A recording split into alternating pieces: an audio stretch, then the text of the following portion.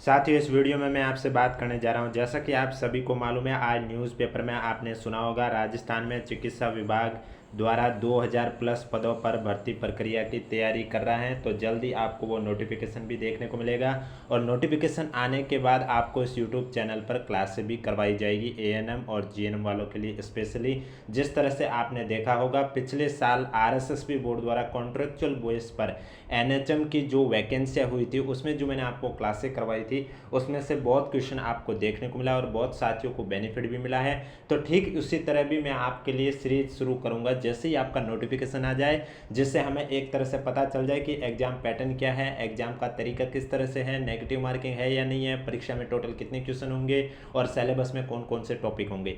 ये जैसे ही पता चलेगा, हम आपके लिए इस यूट्यूब चैनल पर एनएचएम में आपके एएनएम और जीएनएम दोनों के लिए क्लास लेके आ जाएंगे। इसलिए अगर अभी तक आपने चैनल सब्सक्राइब नहीं किया तो चैनल जरूर सब्सक्राइब कर लीजिए, नोटिफिकेशन भी ऑन कर लीजिए, ताकि जब भी मैं नया वीडियो लेके आऊँ सबसे पहले आपके पास पहुंचे। राजस्थान चिकित्सा विभाग को लेकर कोई भी अपडेट हो। और इसके अलावा अगर अभी तक आपने हमारा टेलीग्राम चैनल ज्वाइन नहीं किया है तो लिंक नीचे डिस्क्रिप्शन में दिया हुआ, आप जाके ज्वाइन कर सकते हो। क्योंकि चिकित्सा विभाग से कोई भी अपडेट आती है, चाहे नई वैकेंसी को लेकर हो, चाहे जो वैकेंसी चल रही हो उसके लेकर कोई अपडेट हो, या कोई एग्जाम आयोजित होता है तो उसके आंसर की को लेकर हो, डीबी रिपोर्ट को लेकर हो, जो भी अपडेट होती है वो सब आपको इस यूट्यूब चैनल के माध्यम से करवाया जाता है। तो चलिए बात करते हैं। जैसा कि आपने आज न्यूज़पेपर में सुना होगा कि चिकित्सा विभाग में स्वास्थ्य विभाग द्वारा 2000 प्लस पदों पर भर्ती की प्रक्रिया तैयारी की जा रही है। अब इसमें 2000 प्लस पदों में कौन कौन पद में, मतलब कितने एएनएम के कितने पद होंगे, जीएनएम के कितने होंगे, ये सब आपको मैं बताने जा रहा हूँ। इसलिए वीडियो को बिना स्किप के कंप्लीट देखें। तो चलिए बात करते हैं। जैसे कि आप देख सकते हैं, यहाँ सबसे पहले दे रखा है नर्सिंग ऑफिसर। तो आप देख सकते हैं नर्सिंग ऑफिसर में 700 पद हैं। कितने पद हैं? 700 पद हैं। और एएनएम में 650 पद हैं। आपने देखा होगा लास्ट बार आपके जो एएनएम थी कॉन्ट्रेक्चुअल बेस पर, जो कि आरएसएसबी बोर्ड द्वारा करवाई गई थी, जिसमें ज़्यादा पद भी नहीं थे, 150 थे और उसमें थोड़े फिर बड़े 175 के करीब इतने ही पद थे। और नर्सिंग ऑफिसर में आपने देखा होगा एनएचएम और राजमेंस में अलग अलग हुई थी, तो उसमें तो पद भी ठीक थे। लेकिन अब ये जो भर्ती हो रही है, इसमें नर्सिंग ऑफिसर के 700 पद बताए जा रहे हैं और एएनएम में 650 पद। अब देखो, अभी जितने पद है ये आपके बाद में बढ़ भी सकते हैं, क्योंकि आपको मालूम है अब तो जो कार्मिक विभाग द्वारा 100% वाला रूल जारी कर दिया गया है कि आप 100% पदों में वृद्धि कर सकते हैं। यानी कि 700 के 1400 भी हो सकते हैं अगर पदों में वृद्धि हुई तो। ऐसा नहीं है, वो पहले 50% वाला रूल था कि भाई एक बार एप्लीकेशन फॉर्म कंप्लीट सबमिट हो गए हैं और उसके बाद अगर आप 50% से ज़्यादा पदों में वृद्धि कर रहे हैं तो फिर आपको एप्लीकेशन फॉर्म वापस से शुरू करने होंगे। तो इस बार ऐसा कुछ नहीं है, कार्मिक विभाग ने उस रूल को संशोधित कर दिया है, अब 100% वाला रूल है। तो ऐसा कोई भी न सोचे कि पद कम है, तो हो सकता है ज़रूरत पड़ने पर पद बढ़ा भी दे। इसलिए जब भी आपका नोटिफिकेशन आएगा, फॉर्म शुरू होंगे, तो वो हम आपको इस यूट्यूब चैनल के माध्यम से सूचित कर देंगे। जिन भी साथियों को चिकित्सा विभाग से जुड़ी कोई भी अपडेट समय पर नहीं मिल पाती है, तो उन साथियों से मैं यही कहूँगा, आप हमारे यूट्यूब चैनल से जुड़े रहिए, क्योंकि इस यूट्यूब चैनल पर आपको चिकित्सा विभाग की पल पल भर्ती की अपडेट दी जाती है। इसलिए चैनल सब्सक्राइब के साथ नोटिफिकेशन ऑन रखना, ताकि जब भी मैं नए वीडियो लेके आऊँ सबसे पहले आपके पास पहुँचे। तो नर्सिंग ऑफिसर के 700 पद है। अब इन 700 पदों में कौन सी कैटेगरी में कितने पद होंगे, ये तो आपका नोटिफिकेशन डिटेल में आएगा, तभी हमें पता चलेगा कि भाई 700 पद है, इसमें जनरल के कितने होंगे, ओबीसी के कितने होंगे, एससी के कितने होंगे, एसटी के कितने होंगे, ईडब्ल्यूएस के कितने होंगे, एमबीसी कैटेगरी के कितने होंगे, शहरिया के कितने होंगे, टीएसपी के कितने होंगे। ये सब डिटेल में नोटिफिकेशन आने पर ही पता चलेगा। इसी तरह आप देख सकते हैं एएनएम में आपके 650 पद हैं। एएनएम जैसा कि सभी को मालूम है, ओनली फॉर इसमें महिला कैंडिडेट ही शामिल रहती है, ये महिलाओं के लिए है भर्ती एएनएम। तो इसमें आपके 650 पद है। इससे पहले थे 175 और उससे पहले थे लगभग 3-4 हज़ार के करीब थे। 2024 में भी आरएसएसबी बोर्ड द्वारा कॉन्ट्रेक्चुअल बेस पर करवाई गई थी।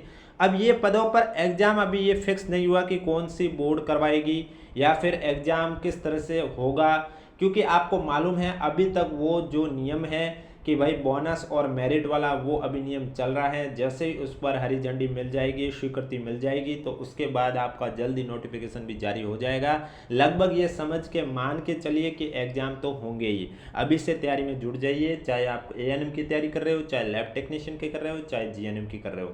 बाकी डिटेल में नोटिफिकेशन आएगा तभी भी हम आपको बता देंगे। इसके बाद नेक्स्ट देख सकते हैं लैब टेक्नीशियन के 400 पद। लैब टेक्नीशियन का भी अभी पिछली बार हुआ था, आपको मालूम होगा लास्ट साल एनएचएम और आज में इसमें टोटल 19 कैडर के एग्ज़ाम हुए थे जून में, और फिर एक आपके आयुष अधिकारी वाला एग्ज़ाम हुआ था दिसंबर। इस तरह से आप देख सकते हैं टोटल 20 कैडर के एग्ज़ाम, ये सभी कॉन्ट्रेक्चुअल बेस पर हुए थे। लेकिन जो अभी ये स्वास्थ्य विभाग की है ये कॉन्ट्रेक्चुअल बेस की नहीं होगी, ये परमानेंट की होगी। तो इसमें आप देख सकते हैं लैब टेक्नीशियन के 400 पद हैं।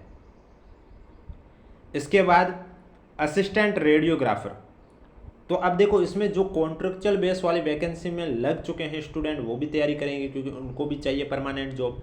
तो फिर अगर ये परमानेंट होगी तो फिर वो भी तैयारी करेंगे, इसलिए आप भी अपनी मजबूती बनाए रखें। असिस्टेंट रेडियोग्राफर के 75 पद होंगे। अब इन 75 पद में जनरल ओबीसी SC ST के कितने पद होंगे वो तो जब डिटेल में नोटिफिकेशन आएगा तभी पता चलेगा, उससे पहले नहीं चलेगा। उसके बाद आपके डेंटल टेक्नीशियन के 50 पद होंगे। डेंटल टेक्नीशियन में कितने पद होंगे? 50 पद होंगे। नोटिफिकेशन आने के बाद ही पता चलेगा कि इसका सिलेबस क्या रहेगा, एग्जाम पैटर्न किस तरह से होगा और कौन सी कैटेगरी में कितने पद हैं। नर्सिंग ट्यूटर, ये भी आपको मालूम होगा कॉन्ट्रेक्चुअल बेस पर पिछले साल हुई थी, तो इसमें भी आपके 50 पदों को शामिल किया गया है। फिर है एक ऑप्थेल्मिक असिस्टेंट, इसमें आपके 50 पद होंगे। और ECG टेक्नीशियन में 25 पद होंगे। ECG टेक्नीशियन में कितने पद होंगे? 25 पद। तो इनमें अगर हम देखें तो कॉन्ट्रेक्चुअल बेस पर जो वैकेंसी हो चुकी है, नर्सिंग ट्यूटर की हुई थी, लैब टेक्नीशियन की हुई थी, इसके बाद ANM की हुई थी और GNM की हुई थी। अब इसमें भर्ती एजेंसी तय करनी है अभी, यानी कि अगर ये भर्ती परीक्षा के माध्यम से आयोजित होती है तो एजेंसी कौन सी होगी?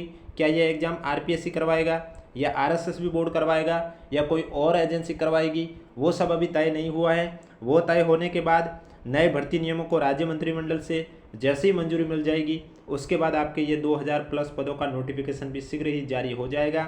और नोटिफिकेशन जारी होने के बाद आपको फॉर्म किस तरह से फिल करना है वो भी मैं आपको इस यूट्यूब चैनल के माध्यम से बता दूंगा, ताकि फॉर्म फिल करते समय आपसे कोई गलती ना हो।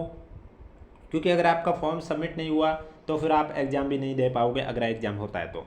अब एग्ज़ाम तो होना तय है लगभग, मान के चलिए कि परीक्षा के माध्यम से ही ये एग्ज़ाम आयोजित, ये भर्ती परीक्षा के माध्यम से ही आयोजित की जाएगी। अब वो वाला अनुभव वाला नहीं होगा। बाकी जब अनुभव वहाँ काम आता है जब आगे आप DV करवा रहे हैं तो उस समय मांगे जाते हैं कुछ भर्ती में अनुभव सर्टिफिकेट, तो वहाँ पर बेनिफिट मिलेगा। जिनके पास अनुभव, कुछ ऐसी वैकेंसी होती है जिनमें अनुभव का प्रमाण पत्र मांगा जाता है, तभी आप उसके लिए एलिजिबिलिटी हो। बाकी नोटिफिकेशन आने पे ही पता चलेगा कंप्लीट एलिजिबिलिटी क्राइटेरिया, एग्ज़ाम का पैटर्न, एग्ज़ाम कब होंगे, फॉर्म कब शुरू होंगे, ये सब नोटिफिकेशन आने पे ही पता चलेगा। और जैसे ही ऑफिशियल नोटिफिकेशन जारी होगा हम आपको इस यूट्यूब चैनल के माध्यम से सूचित कर देंगे। इसके अलावा किसी भी साथी को किसी भी प्रकार का कोई भी डाउट हो तो नीचे कमेंट बॉक्स पूछिए। वीडियो पसंद आए तो वीडियो को लाइक कीजिए, चैनल जरूर सब्सक्राइब कीजिए। क्योंकि आपने देखा होगा पिछले साल आपके NHM और राजमेंस के टोटल 19 कैडर के एग्ज़ाम आयोजित हुए थे, जिसमें मैंने आपको एग्ज़ाम्स का जो नोटिफिकेशन आया तब से लेकर फाइनल रिजल्ट तक आपको मैंने पल पल की अपडेट दी थी। फिर चाहे वो आपके एडवर्टाइजमेंट फॉर्म को लेकर हो, फॉर्म फिलअप को लेकर हो, एग्ज़ाम डेट को लेकर हो, एडमिट कार्ड को लेकर हो, एग्ज़ाम के बाद एग्ज़ाम के पेपर सॉल्यूशन को लेकर हो, उसके बाद प्री ऑफिशियली आंसर की को लेकर हो, प्री DV रिजल्ट को लेकर हो, DV को लेकर हो, या उसके बाद फाइनल रिजल्ट को लेकर हो, ज्वाइनिंग को लेकर, ये कंप्लीट प्रोसेस मैंने आपको बताया है। तो जिन भी साथियों को जो पिछली बार RSSB बोर्ड द्वारा 19 कैडर के एग्जाम आयोजित हुए उनके पेपर सॉल्यूशन देखनी है तो प्लेलिस्ट का लिंक नीचे डिस्क्रिप्शन में दिया हुआ, आप जाके देख सकते हैं। NHM एग्जाम से नाम से प्लेलिस्ट है, उसका लिंक नीचे डिस्क्रिप्शन में दिया हुआ, आप जाके देख सकते हैं, ताकि जिन भी साथियों को ये देख रहे हैं कि इन भर्ती परीक्षाओं में किस तरह से क्वेश्चन पूछे जाते हैं तो वो भी आपको पता चल सके। अब किसी भी साथी को कोई भी डाउट हो तो नीचे कमेंट बॉक्स में पूछिए।